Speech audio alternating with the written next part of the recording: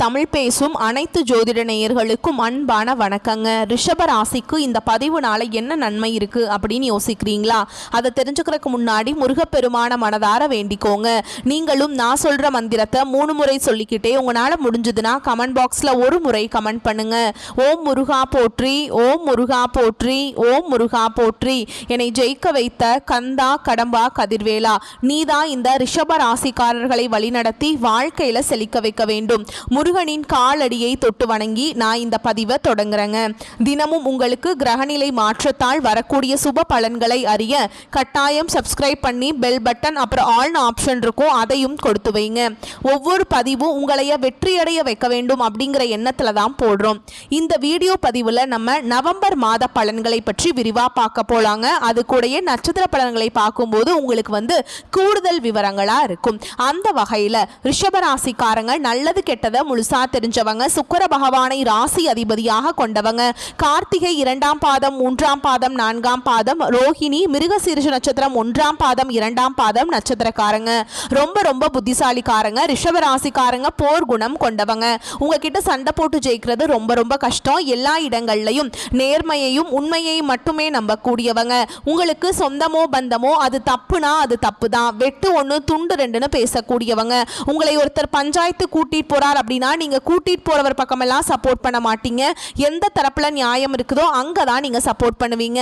உண்மை நியாயத்துக்கு மட்டுமே என்னைக்குமே கை கொடுப்பீங்க. உண்மைக்கு புறம்பா எந்த ஒரு விஷயத்தையுமே செய்ய மாட்டீங்க. இதனாலதான் ரிஷபராசிக்காரங்களுக்கு நிறைய கஷ்டங்களும் துன்பங்களும் அதிகமாகவே ஏற்பட்டு இருக்கு. தங்களுடைய கஷ்டத்தையும் கண்ணீரையும் கடுகளவு கூட மற்றவங்களுக்கு தெரியாம பார்த்துப்பாங்க. இதனால பார்க்குறவங்க எல்லாருமே ரிஷபராசியா இவங்களுக்கு என்னப்பா சூப்பரா இருக்காங்க, இவங்களுக்கு என்ன குறைச்சல் அப்படின்னு தான் நினைச்சிட்டு இருக்காங்க. ஆனால் சாப்பாட்டுக்கு கூட கஷ்டப்படுறது உங்களுக்கு மட்டும்தாங்க தெரியும். கஷ்ட காலத்தில் திரும்பி பார்க்க கூட ஆள் கிடையாது. ஏதோ தட்டு தடுமாறி எந்திரிச்சு நிற்கிறப்போ உங்களை குறை சொல்கிறதுக்குனே நிறைய பேர் தேடி வருவாங்க. உங்கள் சொந்தக்காரங்க நண்பர்களுக்கு ஒரு தேவை இருக்குதுன்னா மட்டும்தான் உங்ககிட்ட வருவாங்க. அந்த தேவை முடிஞ்ச உடனே உங்களை தூக்கி போட்டுருவாங்க. மறுபடியும் அவங்க உங்ககிட்ட உதவின்னு கேட்பாங்க. அவங்க உங்களுக்கு முன்னாடி பண்ண துரோகத்தை எல்லாமே மறந்துட்டு மீண்டும் அவங்களுக்காக உதவி செஞ்சு ஏமாறக்கூடியவங்க தான் நீங்கள். வாழ்க்கையில் எப்படியாவது முன்னேறணும் அப்படிங்கிற தினம் தினம் கஷ்டப்பட்டு உழைக்கிறவங்க தான் நீங்க. ஏன் எனக்கு மட்டும் ஏன் இவ்வளவு கஷ்டம் வருது? என்னோட வாழ்க்கையில நான் யாருக்குமே கெடுதலையோ கஷ்டத்தையோ துன்பத்தையோ கொடுத்ததில்ல, எனக்கு மட்டும் ஏன் இந்த மாதிரி எல்லாமே நடக்குது அப்படின்னு தான் பெரும்பாலான நபர்கள் சொல்லிட்டு இருக்கீங்க. உங்களுக்கு பிரச்சனைங்கிறது வரும், அது கொஞ்ச நாள் இருக்கும், அதுக்கப்புறம் அந்த பிரச்சனை போயிடும். இந்த மாதிரி பிரச்சனை வரும் போகும் அப்படிங்கிற நிலைமையில தான் நிறைய ரிஷபராசிக்காரங்க வாழ்ந்துட்டு இருக்கீங்க. தங்களுடைய வாழ்க்கையில நீங்க நல்லது நடக்க போகுதுன்னு நினைச்சிட்டு இருந்திருப்பீங்க கடந்த காலகட்டங்கள்ல. ஆனா உங்களுக்கு அந்த டைம்ல ஒரு மிகப்பெரிய ஏமாற்றம் தான். புதுசா ஒரு சில பிரச்சனைகளும் கஷ்டங்களும் தானாகவே உங்களை தேடி வந்திருக்கும். ரிஷபராசிக்காரங்க சொந்த பந்தத்தை இழந்தாங்க, சொத்துக்களை இழந்தாங்க, தங்களுக்கு நெருக்கமா இருக்கக்கூடிய உறவுகளையுமே இழந்தாங்க. கடைசியா நான் மட்டும்தான் எல்லாத்தையுமே இழந்துட்டு நிக்கிறதா இருக்குது, எனக்கு உயிர் வாழவே பிடிக்கலன்னு சொல்லிட்டு இருக்காங்க. இதுக்கு மேல என்னால வாழவே முடியல சாமி, தயவு செஞ்சு என்னை உன் கூடையே கூட்டிட்டு போயிரு. நான் இவ்வளவு கஷ்டப்பட்டதுக்கு அப்புறம் எனக்கு வாழ்க்கையில வாழணுங்கிற எண்ணம் சுத்தமாவே போயிருச்சு. உங்க மனசுல கவலையும் துன்பமும் தான் அதிகமாகவே இருக்குதுங்க.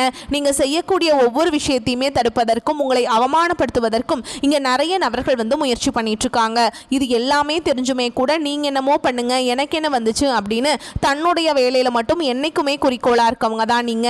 இந்த 2025 அடியெடுத்து வைக்கும் போது நல்லது நடக்க போது நினைச்சிட்டு இருந்திருப்பீங்க. ஆனா உங்களுக்கு நிறைய கஷ்டங்களும் துன்பங்களும் இந்த 10 மாதங்கள்ல அதிகப்படியாகவே ஏற்பட்டு இருந்திருக்கும்.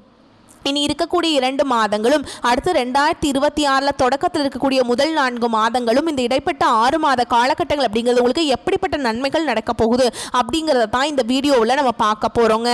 அந்த வகையில் உங்களுக்கு நவம்பர் மாத கிரக நிலைகள் எப்படி அமைஞ்சிருக்கு அப்படின்னு பார்க்கலாங்க.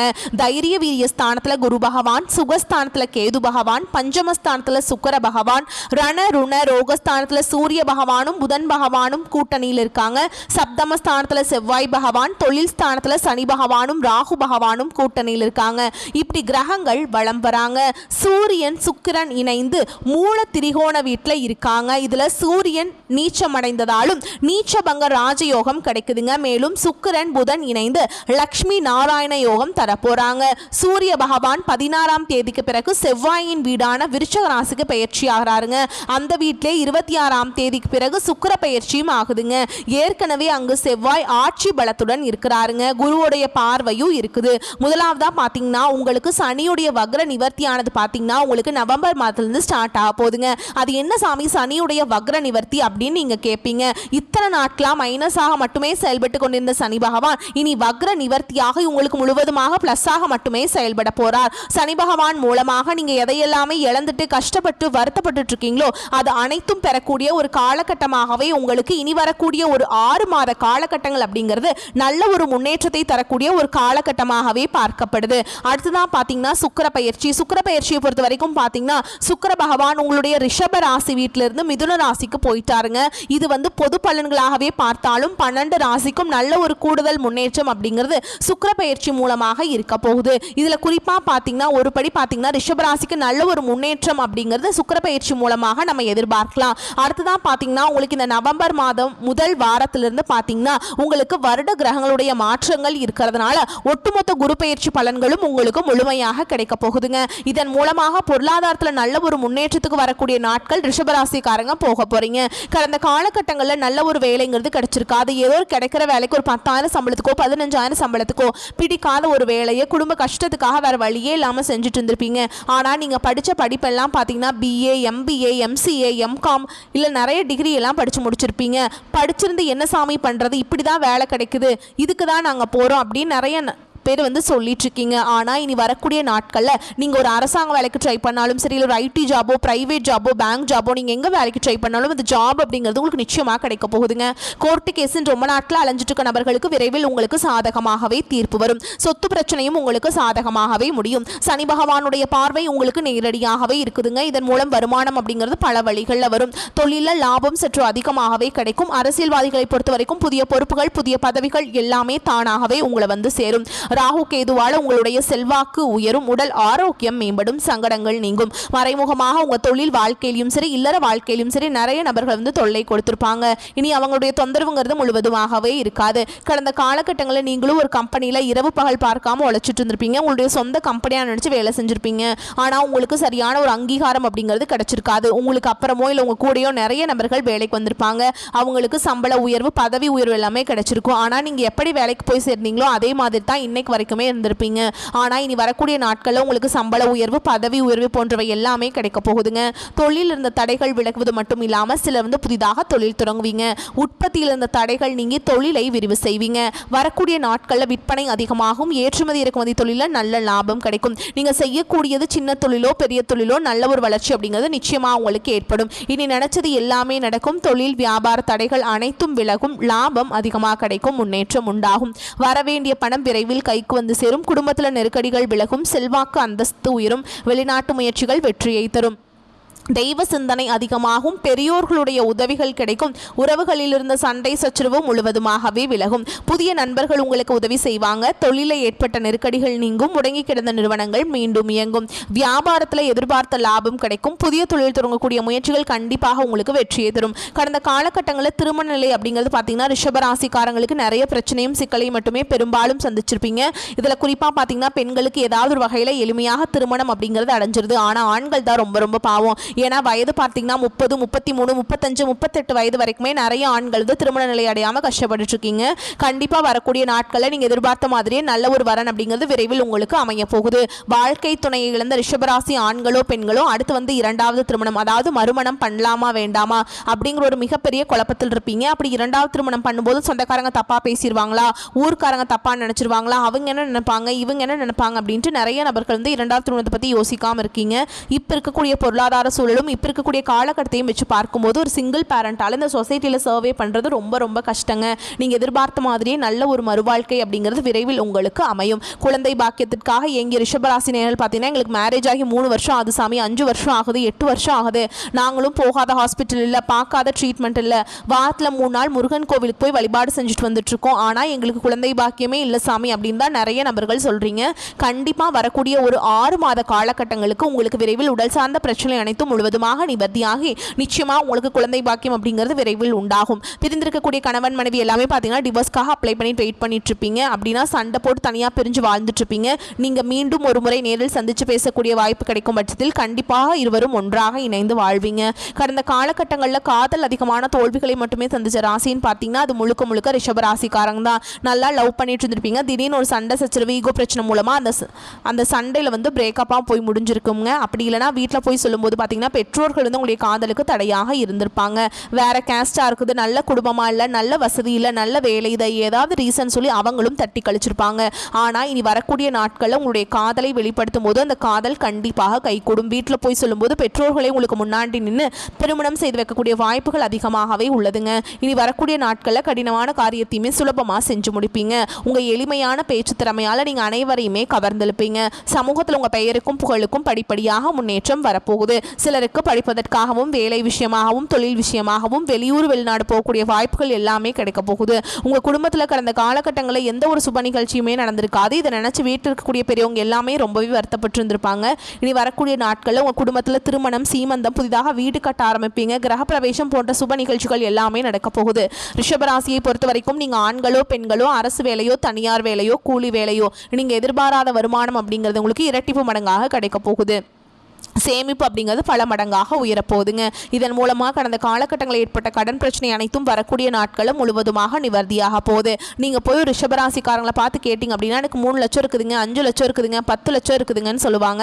கடன் இல்லாத ரிஷபராசிக்காரங்க நீங்கள் பார்க்குறது ரொம்ப ரொம்ப அரிது. அந்த அளவுக்கு கடந்த காலகட்டங்களில் நிறைய கடன் பிரச்சனைக்கு ஆளாக்கப்பட்டவங்க தான் நீங்கள். இனி வரக்கூடிய நாட்களில் ஒரு பைசா கடன் இல்லாமல் அனைத்து விதமான கடனையுமே கட்டி முடிக்கக்கூடிய அளவுக்கு நல்ல ஒரு பொருளாதார முன்னேற்றம் அப்படிங்கிறது விரைவில் உங்கள் வாழ்க்கையில் ஏற்பட போகுதுங்க.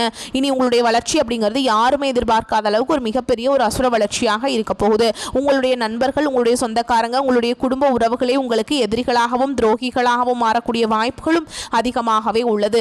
முடிஞ்ச அளவுக்கு தவறான உறவு, தவறான நபர்கள் என்று தெரிந்தால் உடனடியாக அவர்களை விட்டு விலகி இருப்பது ரொம்ப ரொம்ப நல்லது. உங்களை தேடி பார்த்தீங்கன்னா புதிதாக ஒரு உறவு ஒன்று வரப்போகுது. அந்த உறவு உங்களுடைய காதலியாக இருக்கலாம், இல்லை வருங்கால மனைவியாக இருக்கலாம், புதிதாக ஒரு நபராக இருக்கலாம், புதிய ஒரு பார்ட்னராக இருக்கலாம், தொழில் பார்ட்னராக இருக்கலாம். இவர்கள் மூலமாக இத்தனை நாட்டில் ஒரு தடுமாற்றத்திலேயே இந்த ரிஷபராசிக்காரர்களுக்கு ஒரு பக்க பலமாக அந்த நபர் அப்படிங்கிறவங்க விரைவில் வந்து உங்கள் வாழ்க்கையில் வரப்போகிறாங்க. இதன் மூலமாக நல்ல ஒரு முன்னேற்றத்துக்கு நீங்கள் விரைவில் அடியெடுத்து வைக்க போகிறீங்க. ஓகேங்களா? ரிஷபராசி மற்றும் ரிஷப லக்னத்திற்கு உங்களின் ராசி அதிபதியான சுக்கிரன் 6ஆம் வீட்டில் ஆட்சி பலத்துடன் இருக்கிறாருங்க. பொதுவாக ஆட்சி பெற்ற உச்சம் பெற்ற கிரகங்களின் மறைவு ஸ்தானத்தில் இருந்தாலும் யோக பலன்களை கொடுக்கும். உங்கள் ராசி அதிபதியான சுக்கிரன் 6ஆம் வீட்டில் லக்ஷ்மி நாராயண யோகத்துடன் ஆட்சி பலத்தில் இருக்காருங்க. இது நீங்களே எதிர்பார்க்காத அற்புதமான பலன்களை தரும். கடன் சுமை குறையும். கடந்த காலங்களில் தடைபட்ட இழுபறியாக இருந்த காரியங்கள் தற்போது நிறைவேறும். உங்கள் பெயர் புகழுக்கு பங்கம் ஏற்பட இடங்களில் தற்போது பெயர் புகழ் அதிகரிக்கும். பெயர் புகழ் மட்டுமில்ல, நீங்கள் இழந்த பணம், சொத்து எல்லாவற்றையும் மீட்கும் காலகட்டம் இதுங்க. மருத்துவ செலவுகள் குறையும். தாயாரின் ஆரோக்கியத்தில் சற்று முன்னேற்றம் இருக்கும். உங்களின் ஆரோக்கியத்தில் இருந்த பிரச்சனைகளும் விலகும். மனதில் இருந்த குழப்ப நிலை மாறி செய்யும் காரியங்கள் எல்லாம் வெற்றியை கொடுக்கும். ராசி அதிபதி 6ஆம் இடத்துல இருப்பதால் உத்தியோகம், தொழில நல்ல பலன்கள் கிடைக்கும். புதிய உத்தியோகம் தேடுவோர், உத்தியோகத்தில் மாற்றம் எதிர்பார்த்தவர்களுக்கு நல்ல செய்திகள் கிடைக்கும். சொந்த வீடு கனவு நனவாகும். நிலம், வீடு போன்ற சொத்து சேர்க்கை இருக்கும். எதிர்பார்த்த இடத்திலிருந்து கடன்கள் கிடைக்கும். வழக்குகளில் சாதகமான தீர்ப்பு கிடைக்கும். பண வரவு நன்றாக இருக்கும். திருமண தடைகள் விலகும். கணவன் மனைவிக்கிடையே இருந்த கருத்து வேறுபாடுகள் விலகி அந்யோன்யம் கூடும். மனதில் தெம்பு அதிகரித்து உற்சாகமாக வளம் வருவீங்க. நிம்மதியான ஓய்வு கிடைக்கும். முதலீட்டில் லாபம் நன்றாக இருக்கும். குழந்தைகளுக்கு செலவு செய்வதற்கான சூழல் உருவாகும். பணம், கடன் சார்ந்த விஷயங்களை எச்சரிக்கையாக இருக்க வேண்டும். உங்கள் வீடு அருகில் உள்ள முருகன் கோவிலுக்கு சென்று வழிபாடு செய்வது நற்பலன்களை ஏற்படுத்தி கொடுக்கும். இந்த காலகட்டத்தில் வீண் செலவுகள் ஏற்பட்டாலும் அதை சமாளிக்கும் விதத்தில் வரவு இருக்குங்க. பயணங்கள் மூலம் அலைச்சல், அதிருப்தி உண்டாகலாம். கனவுகளால் தொல்லை ஏற்படலாம். சரியான நேரத்தில் தூங்க முடியாத சூழல் உருவாகும். உஷ்ண சம்பந்தமான நோய் உண்டாகலாம். அதனால கவனம் தேவைங்க. தொழில் வியாபாரத்தில் பண தேவை ஏற்படலாம். கடன் விவகாரங்களில் கவனமாக செயல்படுவது நன்மையை தரும். உத்தியோகத்தில் இருப்பவர்கள் ஓய்வு இல்லாமல் பணியாற்ற வேண்டியிருக்கும். இயந்திரம், நெருப்பு, ஆயுதத்தை பயன்படுத்துவோர் மிகவும் கவனமாக இருப்பது அவசியம்ங்க. குடும்பத்தில் தேவையற்ற பிரச்சனைகள் உருவாகலாம். கணவன் மனைவிக்கிடையே கருத்து வேற்றுமை ஏற்பட்டாலும் சரியாகிவிடும். வீடு வாகனம் தொடர்பான செலவுகள் உண்டாகலாம். பிள்ளைகளுக்காக கூடுதல் செலவு செய்ய வேண்டி இருக்கும். உறவினர்களிடம் கவனம் தேவை. பெண்களுக்கு மற்றவர்களின் வேலைக்காக அலைய நேரிடும். மாணவர்களுக்கு கல்வியை தவிர மற்றவைகளில் கவனத்தை சிதறவிடலாம். வாகனங்களில் செல்லும் பொழுது எச்சரிக்கையாக செல்வது நன்மையை தரும். மேலும் உங்களை பொறுத்த வரைக்கும் நட்சத்திர பலன்களை பார்க்கலாங்க. அந்த வகையில் கார்த்திகை நட்சத்திரம் 2ஆம் பாதம், 3ஆம் பாதம், 4ஆம் பாதம். உங்களை பொறுத்த வரைக்கும் தேவையற்ற அலைச்சலை குறைத்துக் கொள்வது நன்மையை தரும். எல்லா வகையிலும் நன்மை உண்டாகும். மற்றவர்களுக்கு உதவிகள் செய்ய தூண்டும். பிரிந்து சென்றவர்கள் மீண்டும் சந்திக்க நேரலாம். மாணவர்களுக்கு கல்வியில் வெற்றி பெறவும் மேல் படிப்பு படிக்கவும் எடுக்கும் முயற்சிகளில் சாதகமான பலன் கிடைக்கும். அடுத்ததா ரோகிணி நட்சத்திரம். உங்களை பொறுத்த வரைக்கும் எடுத்த காரியத்தை தைரியமாக உறுதியுடன் செயல்படுத்துவீங்க. வாழ்க்கைக்கு தேவையான புதிய வசதிகள் கிடைக்கும். உறவினர்கள் மூலம் உதவிகள் கிடைக்கும். புதிய ஆடை அணிகலன்கள் ஆடம்பர பொருட்கள் வாங்குவீங்க. வீடு மனை வாங்க திட்டமிடுவீங்க. சிலர் புதிய வாகனங்கள் வாங்குவீங்க. எடுக்கும் காரியம் சிறிது முயற்சிக்கு பின் நடைபெறும். அடுத்ததா மிருகசீரிஷ நட்சத்திரம் 1ஆம் பாதம், 2ஆம் பாதம். உங்களை பொறுத்த வரைக்கும் தொழில் வியாபாரம் ஏற்று இறக்கமாக இருந்தது. இனி சீராகும். ஆனால் பழைய பாக்குகளை வசூலிப்பதற்கு அலைய வேண்டியிருக்கும். உத்தியோகத்தில் இருப்பவர்கள் கூடுதலாக பணியாற்ற வேண்டியிருக்கும். அதே நேரத்தில் பணிகளை செய்து முடிக்க தேவையான வசதி வாய்ப்புகள் கிடைக்கும். தேவையற்ற வார்த்தைகளை தவிர்ப்பது நன்மை தரும். மேலும் உங்களை பொறுத்த வரைக்கும் பரிகாரம் அப்படின்னு பார்த்தோம்னா ஆண்டாள் தாயாரை வணங்குவது நன்மையை தரும். உங்களை பொறுத்த வரைக்கும் சந்திராஷ்டமம் தினங்கள் பார்த்தோம்னா நவம்பர் 23, 24 இந்த நாட்களில் எங்கும் கவனம், எதிலும் கவனம். உங்களை பொறுத்த வரைக்கும் அதிர்ஷ்டமான தினங்கள்னு பார்த்தோம்னா நவம்பர் 15, 16 இந்த நாட்களை சுபகாரியங்கள் செய்ய பயன்படுத்திக்கோங்க. நன்மைகளை கொண்டு முடியும். வரக்கூடிய வாய்ப்புகளை மட்டும் கெட்டியா பிடிச்சுக்கோங்க. வாழ்த்துக்கள். நன்றி, வணக்கம். வாழ்க வளமோடு நலமோடு.